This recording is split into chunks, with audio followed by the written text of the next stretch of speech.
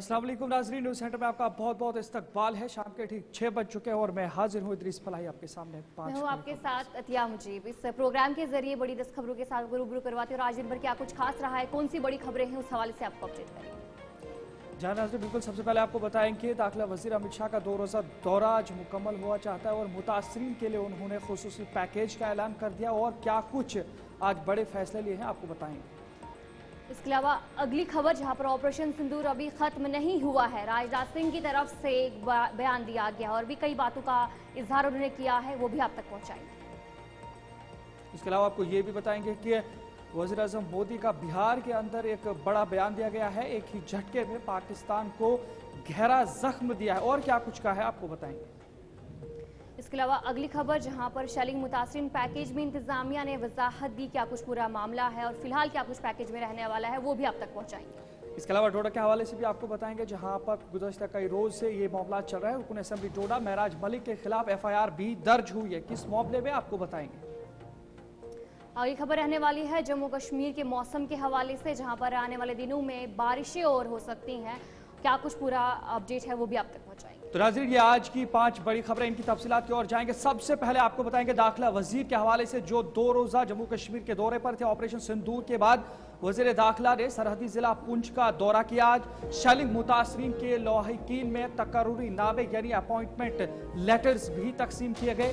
सरहदी इलाकों में मजीद बंकर्स बनाए जाएंगे, इसके हवाले से दाखिला वजीर अमित शाह ने बताया। और साथ ही मुतासरीन जितने भी हैं, चाहे जिनका घरों का नुकसान हुआ है, तिजारत का नुकसान हुआ है, दुकानों का नुकसान हुआ है, उनके लिए भी जम्मू कश्मीर सरकार और साथ ही मरकजी सरकार मिलकर खुसूसी पैकेज का बहुत जल्द ऐलान करेंगे। ये तस्वीरें जहां पे आप देख रहे हैं, अलग अलग तस्वीरें हैं। सबसे पहले जहां पे जो LG मनोज सिन्हा के साथ में दाखिला वजीर अमित शाह जो अपॉइंटमेंट लेटर्स तकसीम कर रहे हैं, साथ ही गुरुद्वारा के अंदर भी वो देखे गए हैं जहां पे मजहबी मकामात के नुकसानात को उन्होंने देखा। और इसी के साथ साथ जो मुतासरा लोग हैं उनके घरों का भी उन्होंने दौरा किया है और हर जगह की तस्वीरें आपको हम दिखाने की कोशिश कर रहे हैं कि दाखिला वजीर ने सरहदी इलाका पुंछ के किन किन मकामात का दौरा किया और क्या कुछ बड़े अहम फैसले लिए गए।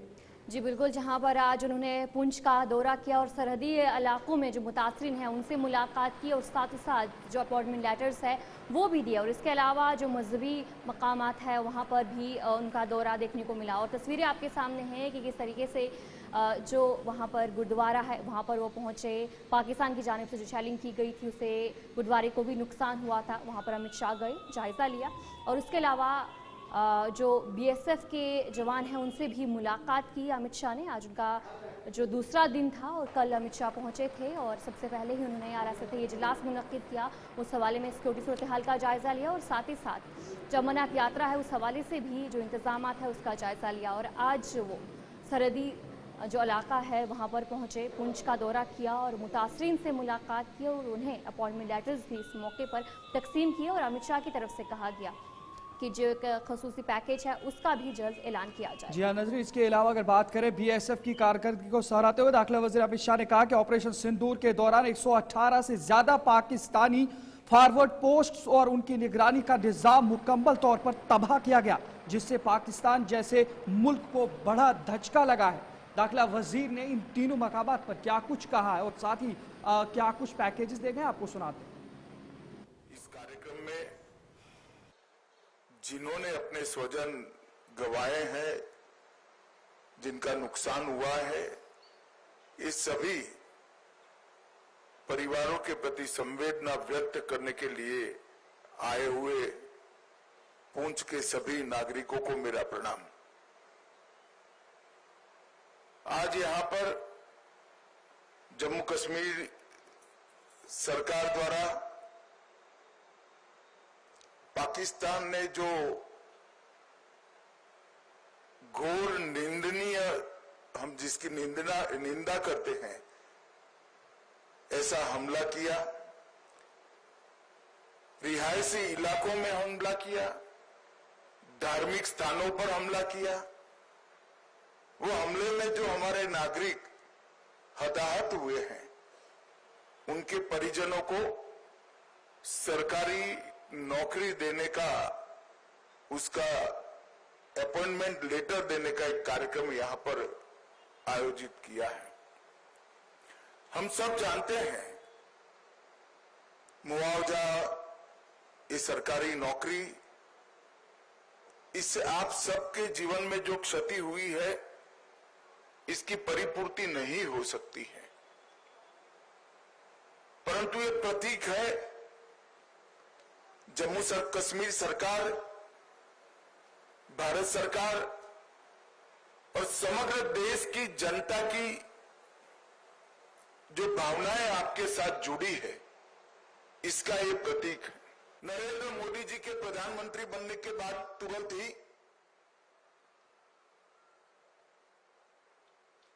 बंकर्स को बनाने का निर्णय लिया गया था।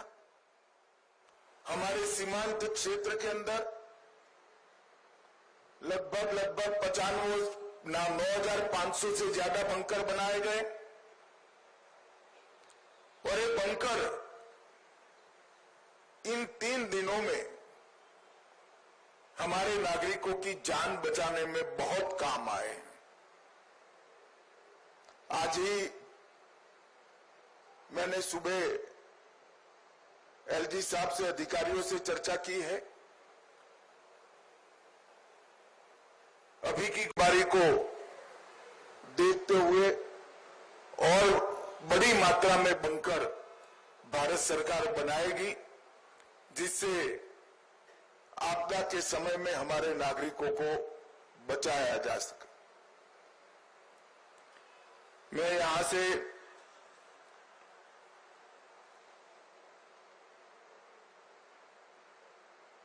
जो धार्मिक स्थान क्षतिग्रस्त हुए हैं और कुछ रिहायशी इलाकों में भी वहां के लोगों को, मैं जम्मू कश्मीर के अवाम को फिर से एक बार विश्वास दिलाना चाहता हूं कि विकास की जो यात्रा 2014 से शुरू हुई है, इसमें ये ठहराव जो दिख रहा है वो क्षणिक है। आने वाले दिनों में फिर से जम्मू कश्मीर के विकास की यात्रा शुरू होगी। डीजी साहब से मुझे जो रिपोर्ट मिली उसको बारीकी से देखा है। सबसे बड़ा नुकसान अगर पाकिस्तान की साइड पर हुआ है तो उनकी निगरानी उपकरणों की क्षमता को ध्वस्त करने का हुआ है, और इसके कारण एक लंबे समय तक वो संपूर्ण जानकारी वाली लड़ाई नहीं लड़ पाए। एक 3 दिन के समय के अंदर 118 से ज्यादा पोस्टों को नुकसान करना या पूर्णतया ध्वस्त करना, ये बहुत बड़ी बात होती है। और तो चले आगे बढ़ जाएंगे, अगली खबर की तरफ रुख करेंगे। वजीर आजम नरेंद्र मोदी की तरफ से एक बड़ा बयान दिया गया, जहां पर उन्होंने कहा कि हमारी जंग मुल्क के हर दुश्मन के खिलाफ है। वजीर आजम नरेंद्र मोदी की तरफ से जो इन बातों का इजहार किया गया, उन्होंने कहा कि मुल्क के किसी भी दुश्मन को बख्शा नहीं जाएगा, चाहे वो मुल्क के अंदर हो या फिर सरहद के पार हो। साफ तौर पर उन्होंने कहा कि किसी भी दुश्मन को बख्शा नहीं जाएगा। उन्होंने कहा कि एक ही झटके में पाकिस्तान को गहरा जख्म दिया है। वजीर आजम नरेंद्र मोदी की तरफ से जो ये बयान है वो दिया गया। साफ तौर पर उन्होंने कहा कि जो भी मुल्क के खिलाफ है, जो मुल्क का दुश्मन है, उन्हें किसी भी सूरत में बख्शा नहीं जाएगा। जनाब बात करेंगे वज़ीर आज़म मोदी की, जहां पर बिहार के एक जलसे से खिताब करते हुए उन्होंने एक बड़ा बयान दिया है, जहां पर उन्होंने कहा है कि दहशतगर्दी के खिलाफ भारत की लड़ाई न कभी रुकी है और ना ही थमी है और ना आगे रुकेगी, और ये लड़ाई मुल्क के अंदर भी दहशतगर्दी के खिलाफ और सरहद के पार भी जारी रहेगी। और ऑपरेशन सिंदूर के हवाले से भी उन्होंने कहा कि ये भी उसी की एक कड़ी थी, जिसके जरिए से दहशतगर्दों को एक पैगाम दिया गया मुल्क की तरफ से कि दहशतगर्दी को कतई बर्दाश्त नहीं किया जाएगा। और उन्होंने कहा कि ये सख्त मोहकम दहशतगर्दी के खिलाफ भारत के अज़्म को दोहराते हुए दिया, जो मुल्क की दाखिली और खारजी सलामती के लिए एक वाज़ेह पैगाम समझा जा रहा है। और ये बड़ा बयान उन्होंने दिया, जहां पर उन्होंने कहा कि मुल्क के अंदर हो या सरहद के पार, किसी भी तरह से मुल्क के दुश्मन को बख्शा नहीं जाएगा और दहशतगर्दी के खिलाफ लड़ाई जारी रहेगी। क्या कुछ कहा आपको सुना दो। आतंकवाद के खिलाफ भारत की लड़ाई न रुकी है न थमी है। आतंक का फन अगर फिर उठेगा तो भारत उसे बिल से खींचकर कुचलने का काम करेगा।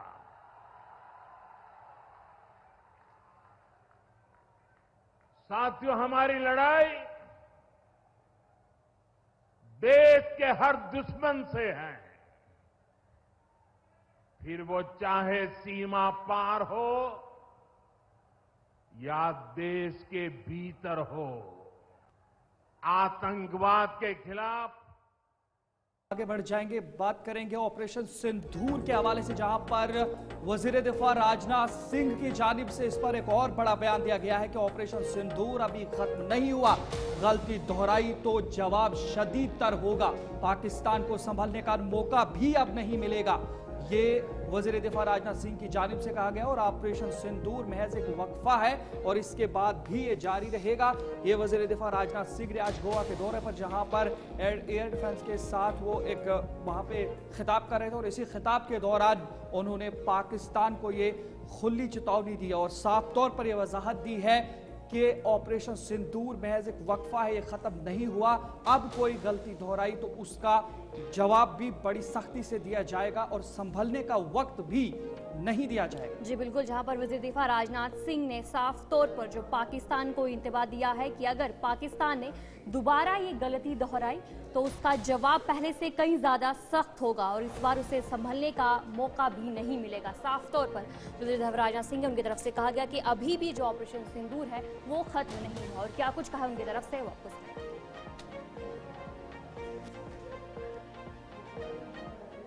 मैं ये बात फिर से बेहद दृढ़ता से कहना चाहता हूं कि ऑपरेशन सिंदूर अभी खत्म नहीं हुआ है, वह सिर्फ एक विराम है, एक कामा है, एक चेतावनी है।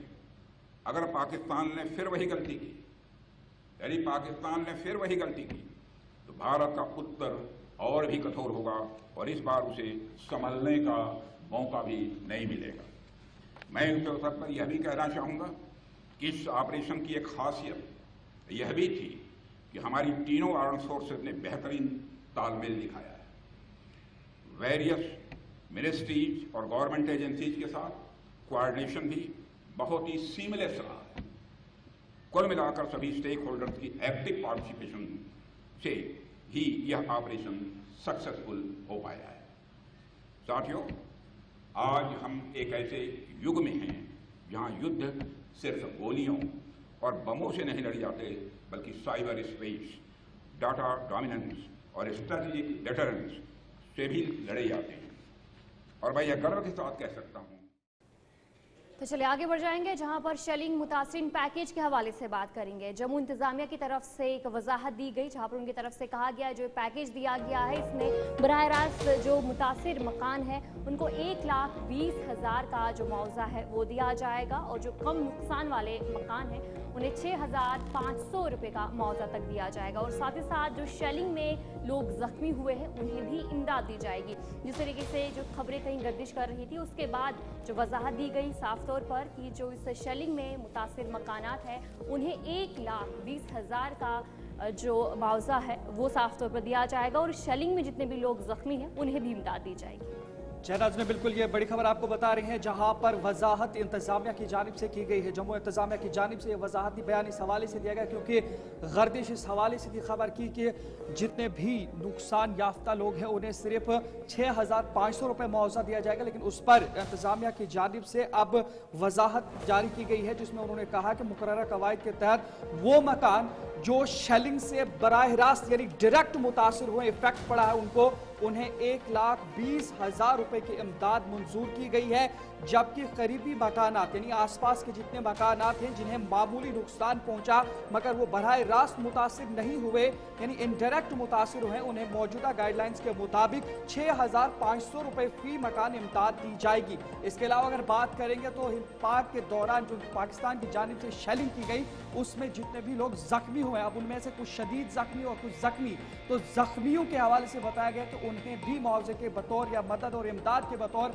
10,000 रुपया दिया जाएगा, जबकि शदीद जख्मियों को 35,000 रुपये फिकस इमदाद फराहम की गई है। तो ये वजाहती बयान जम्मू इंतजामिया की जानिब से दी गई है, क्योंकि सुबह से जो गर्दिश कर रही थी खबर कि 6,500 रुपया जम्मू कश्मीर हुकूमत की जानिब से इफेक्टेड फैमिलीज या उन मुतासरीन को दी गई जो पाक शेलिंग की वजह से उनके मकानात को नुकसान पहुंचा था। और ये कुछ तस्वीरें हैं जम्मू के कई इलाकों की जहां पर इफेक्टेड हुई थी काफ़ी सारे घर, और अब उनके लिए वजाहती ये बयान जारी किया गया है।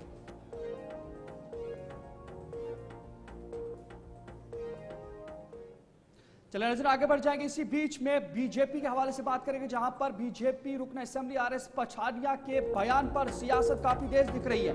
आज दूसरे दिन भी कांग्रेस ने मोर्चा खोल लिया है और श्रीनगर और जम्मू में पठानिया के खिलाफ सख्त एहतजाज किया गया है।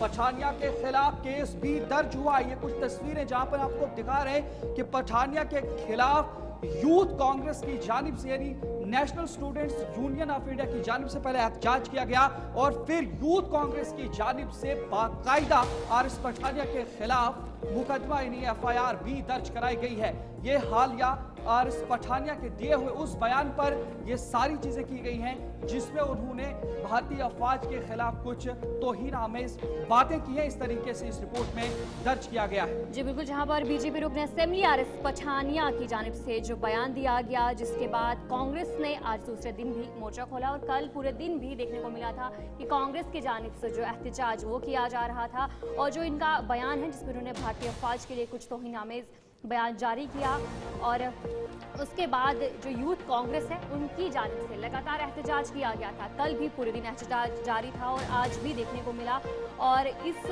बयान के बाद सियासत भी काफ़ी गरमाई हुई है। तहम आरएस पठानिया ने एक बयान भी दिया। उन्होंने कहा कि तोड़ मोड़ कर जो बयान है वो पेश किया गया है, लेकिन इसके बावजूद भी जो यूथ कांग्रेस की जानिब से आज एफआईआर जो है वो दर्ज करवाई। चले नजर वक्त हुआ चला है, वक्त से पहले 10 अहम सुर्खियों के हवाले से भी आपको एक एक करके आगाह करते हैं।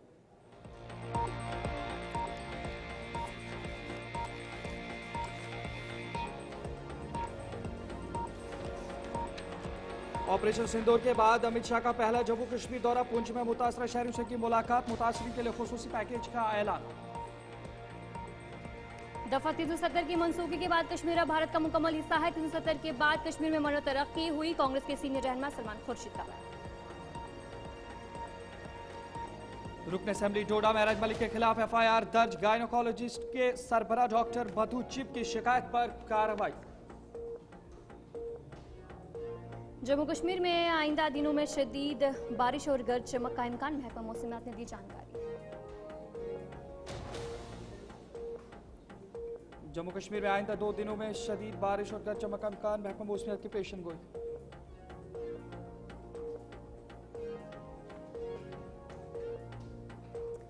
ग्यारह साल में बैंकों से 6 लाख करोड़ रुपए का फ्रॉड हुआ, कांग्रेस ने बीजेपी पर साधा निशाना, हुकूमत की रगों में खून के बदले फ्रॉड दौड़ रहा है, मल्लिकार्जुन खड़गे का बयान।